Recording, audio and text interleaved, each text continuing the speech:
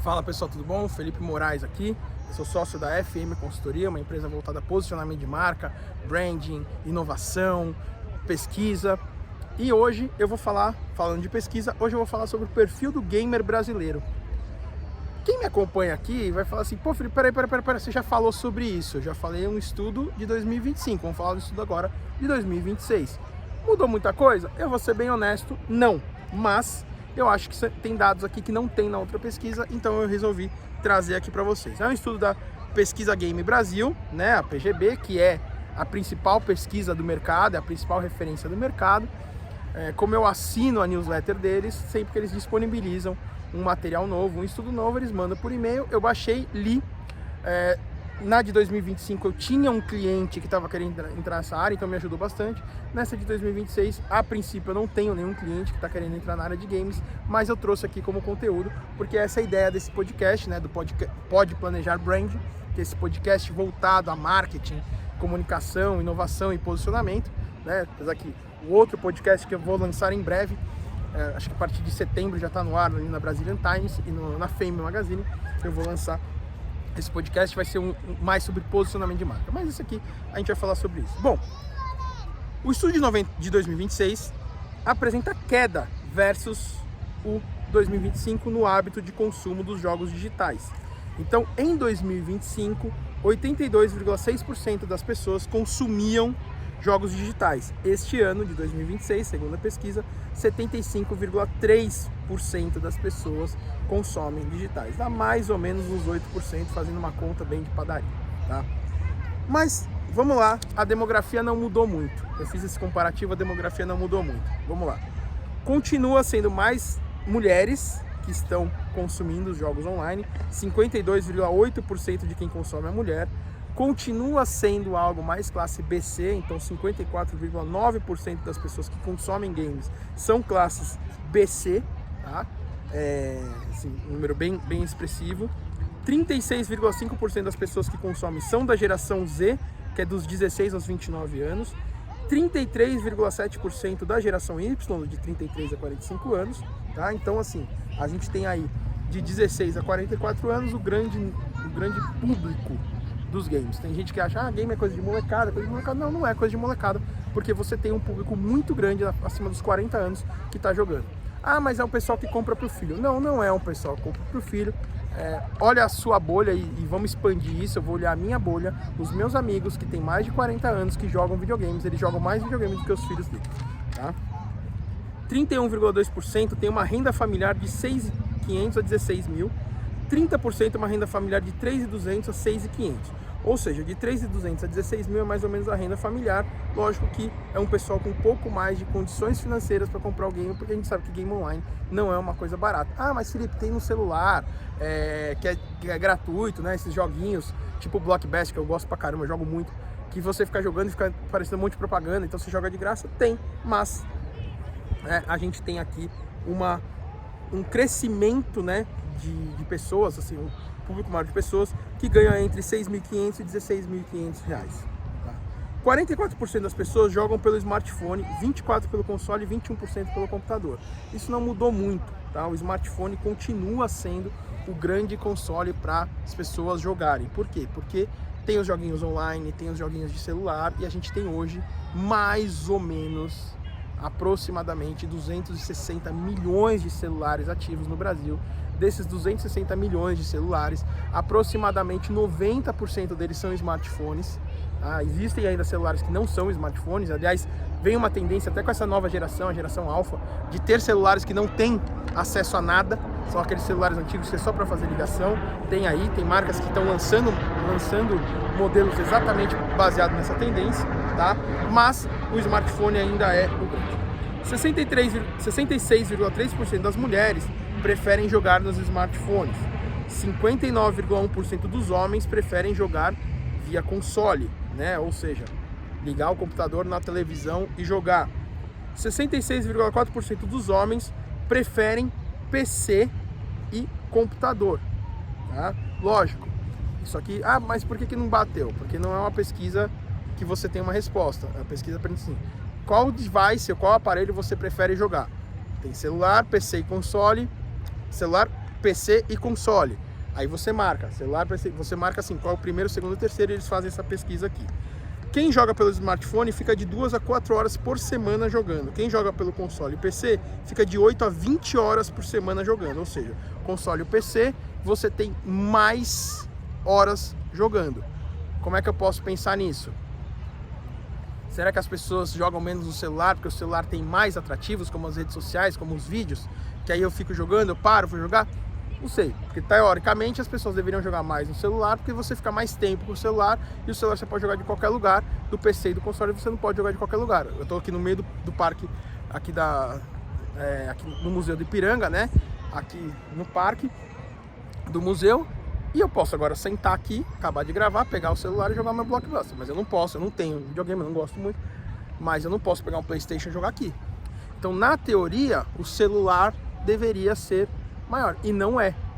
Então, precisamos entender isso. Lógico que eu não tenho acesso à pesquisa, não fui eu que fiz a pesquisa, mas se eu tivesse acesso a essa pesquisa, se tivesse no comando essa pesquisa, com certeza essa pergunta eu faria, porque é algo que me chamou muita atenção. 27,4% de quem joga pelo PC faz uma compra ao mês de jogos online. 24,6% de quem joga pelo console faz essa compra, e só 18,8% de quem compra no smartphone faz uma compra. Então a gente tem as pessoas com mais tempo no smartphone, as pessoas com mais tempo no smartphone do que no PC ou no console, mas para o mercado de games nós temos pessoas mais tempo jogando console e comprando mais no console do que pelo celular, o que vai um pouco na contramão do que todo o varejo usa, porque se você hoje cuida de algum e-commerce, você vai ver que a maioria dos acessos e obviamente das compras vem do celular. Se você vai fazer qualquer estudo analítico de redes sociais, você vai ver que a maioria das pessoas acessa as redes sociais muito mais pelo celular. Então, o YouTube, enfim, então tudo que a gente tem de acesso a plataformas digitais, e os jogos eu coloco como uma plataforma digital, nós temos o celular como grande aparelho. Só que nessa pesquisa mostra o celular como o menor de todos. Então, algo que chama atenção. 86,7% das pessoas usam jogos como diversão. Beleza. Eu chego em casa, né, apesar que eu trabalho de casa, falar que chego em casa é meio difícil, mas às vezes eu saio para reunião e tudo mais e tal. Mas eu vou falar para vocês, lá pelas 10h30, 11 horas, o que eu adoro fazer, colocar minha série favorita, tô assistindo uma série, sempre tô assistindo uma série no Netflix, colocar minha série, Blockbuster, e fico ouvindo a série e fico jogando o joguinho. Fico ali uma horinha fazendo isso, pra mim relaxa, eu desconecto de tudo. Isso pra mim é muito importante, e eu sei que tem pessoas que fazem isso com videogame, né? Eu tenho um amigo que assim, das 11 à meia-noite, você não fala com ele, às vezes eu falo com ele 2 da manhã. A gente troca mensagem de material, que a gente tá fazendo uma empresa junto, às vezes 2 da manhã eu tô falando com ele. Mas, contudo, entretanto, das 11 à meia-noite você não fala com ele de jeito nenhum. Por quê? Porque aquele é o momento que ele senta na frente do computador, da televisão, pega seu PlayStation 5 e joga seu jogo. É isso que ele faz. Tá? Os principais jogos de console é o EA Sports FC 2026, do PC é o Clair Obscur, sinceramente conheço, e no smartphone é o Roblox. E aí eu faço uma pergunta para vocês, será que o metaverso realmente morreu? Quando a gente tem o Roblox como uma das coisas que as pessoas mais fazem, e aí eu entendo o Roblox ser uma coisa muito mais para criança do que para adulto, né? Eu tenho 2 sobrinhos, um de 9 e um de 7 anos, né? O João de 9 e o Miguel de 7, que é Roblox o dia inteiro. A minha filha, que vai fazer 16 anos agora, daqui menos de um mês ela faz 16 anos, ela gosta do Roblox, mas ela joga quando tá com eles. Sozinha, ela faz outras atividades no celular, como por exemplo, me encher de videozinhos no YouTube, no Instagram. Ela vê, às vezes eu entro assim, às vezes no final do dia eu entro no Instagram, vejo lá, pô, tem inbox, eu vou olhar, tem 8 mensagens da minha filha, só videozinho, mas tudo bem, tá na idade e beleza, e tá tudo certo. Vamos lá. A geração 82,6% da geração Z joga no PC. 80,5% da geração Y joga no console. 66,8% da geração X joga no smartphone.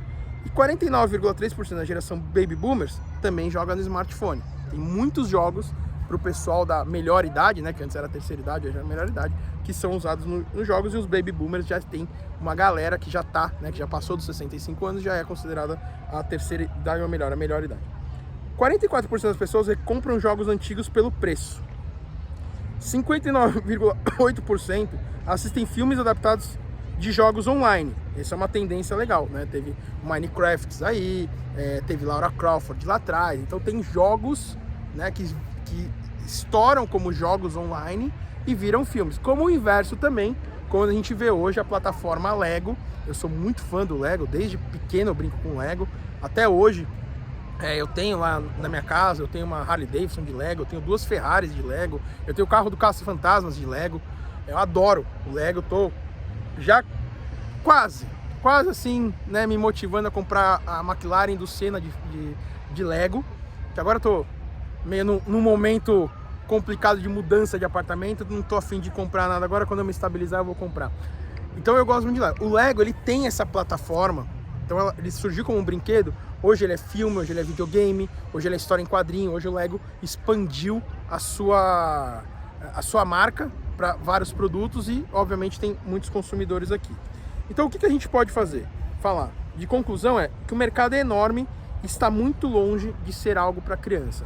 Talvez o Roblox a gente possa falar de criança, agora o resto não dá para falar que videogame é só coisa de criança com esses números que eu passei para vocês. Legal, o que você faz com esses números? Quer pensar numa estratégia para games? Eu tenho aqui dados que comprovam que você pode trazer esse game para cá. Mas o que é trazer o game? É fazer um game para a sua empresa? É anunciar dentro de um game? É criar uma parceria com uma empresa para você ter algum tipo de avatar, alguma coisa dentro do game? As possibilidades são enormes.